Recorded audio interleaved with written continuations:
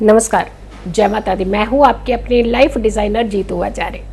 भाद्रपद महीना और शुक्ल पक्ष और चतुर्थी तिथि, कहते हैं भगवान गणपति की ये सबसे प्रिय तिथि है। इसी दिन से शुरू हो जाता है गणेश महोत्सव। लेकिन एक मिथ्या भी है।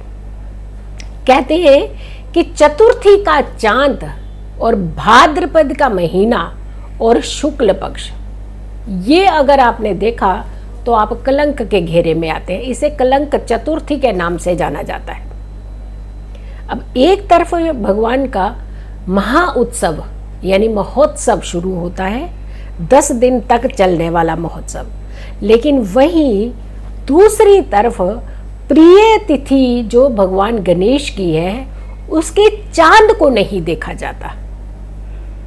अब ये चतुर्थी किस दिन पड़ रही है, किस दिन चांद को नहीं दिखना, क्योंकि महोत्सव तो 19 तारीख को शुरू हो रहा है और ये चौथ का चांद जो है 19 तारीख को अगर के तिथि दोपहर तक है तो चांद को आपने 19 को नहीं देखना है या 18 को नहीं देखना है, क्योंकि चतुर्थी तिथि हो, रात्रि का समय हो, चंद्र उदय का समय हो, वो समय में आपने चांद के दर्शन नहीं करने हैं। 18 सितंबर को दोपहर को 12:40 पर चतुर्थी तिथि शुरू होगी।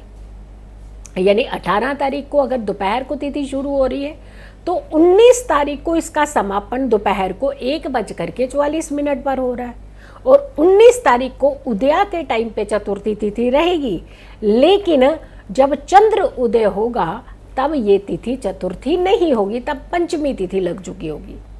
तो चतुर्थी का चांद नहीं देखा जाता, पंचमी के चांद में नहीं दिखता है। भले ही उदय तिथि पर चतुर्थी है, लेकिन कलंक चतुर्थी जो मनाई जाएगी वो मनाई जा रही है 18 तारीख को, ना कि 19 तारीख को। इट मीन्स कि 19 तारीख की उदय पर चतुर्थी तिथि रहेगी, लेकिन चंद्र उदय पर चतुर्थी तिथि नहीं होगी।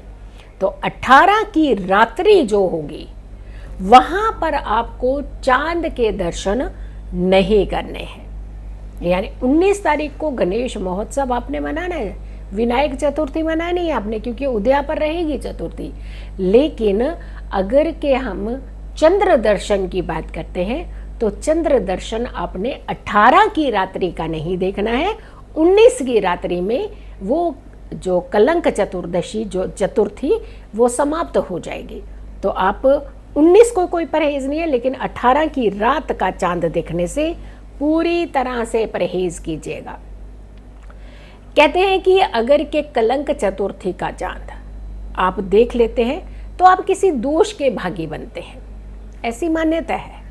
और साथ में ये भी कहा गया है कि भगवान श्री कृष्ण ने भी चतुर्थी का ही चांद देखा था, तो मनी चोरी का उनके ऊपर भी इल्ज़ाम लग गया। तो जब भगवान ही नहीं इस चीज़ से बचे तो हम इंसान कैसे बचेंगे। तो आपने चतुर्थी का चांद, चतुर्थी में रात तिथि के अंदर पड़ने वाला जो चांद है वो 18 तारीख का रात्रि का होगा, इसे आपने नहीं देखना है। दूसरी बात, कहते हैं कि चतुर्थी का चांद नहीं देखना, लेकिन चतुर्थी तिथि तो रात्रि की होगी, तो चंद्र दर्शन तो किए जाते हैं। चतुर्थी के चांद का महत्व होता है, व्रत रखे जाते हैं, खास करके माताएं अपनी संतान के लिए व्रत रखती हैं। तो ऐसे में आप अर्घ, जो चांद को नहीं देखना है तो अर्घ कैसे देंगे। तो इस दिन का खास एक अलग से महत्व होता है। कहते हैं कि इस दिन आपने भगवान गणेश का चेहरा देख करके अपने व्रत का पारण करना है।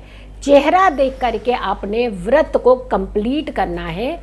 व्रत की जो पूजा विधि होती है वो आपने भगवान गणेश के चेहरा देख करके व्रत को आपने खोलना है या फिर आपकी पूजा विधि विधान करना है। जबकि आप सारी विधियां चंद्रमा को देख करके करते थे, लेकिन चंद्रमा को ना देख करके आपने भगवान गणेश का शुभ मुख देख करके अपनी इस विधि विधान को कंप्लीट करना है। व्रत के दिन आपने व्रत, क्योंकि अब आप रखेंगे तो विनायक चतुर्थी का जो व्रत होगा वो तो आप रखेंगे ज़्यादातर 19 तारीख को ही, लेकिन 18 तारीख को भी रात्रि में चांद का महत्व होता है, पूजा का महत्व होता है, इसलिए 18 को भी बहुत सारे लोग व्रत रखेंगे। पूरा विधि विधान से बाकी व्रत रखिए, बाकी सारी विधियाँ करनी है, लेकिन सिर्फ एक कार्य आपने नहीं करना है, वो है चंद्र दर्शन। चंद्र दर्शन करने के बजाय आपने भगवान गणेश जी का शुभ मुख देख करके अपने व्रत की पूजा विधि विधान जो है वो कंप्लीट करनी है। अब मान लीजिए कि आप चांद देख लेते हैं, तो क्या किया जाए? भाई देख लिया गलती से, अब करें क्या? कोई ना कोई दोष के घेरे में आने की संभावनाएं होती हैं, लेकिन ऐसे में एक वहम, एक जो डर होता है ना, वो नहीं आपको जीने देता। तो आपने कुछ खास विधि विधान करने हैं। अगर आप देख चुके हैं कलंक का चांद, तो क्या करें? दूसरी वीडियो का इंतज़ार करें, उसमें हम बताएंगे कि आप कलंक का चांद अगर देख चुके हैं तो आपको क्या करना चाहिए और कब करना चाहिए, कब कौन सी विधि करनी चाहिए, ये आपको दूसरी वीडियो में बताएंगे। उस वीडियो को ज़रूर देखिएगा। मेरी हर वीडियो का करें इंतज़ार। तब तक के लिए नमस्कार, जय माता दी।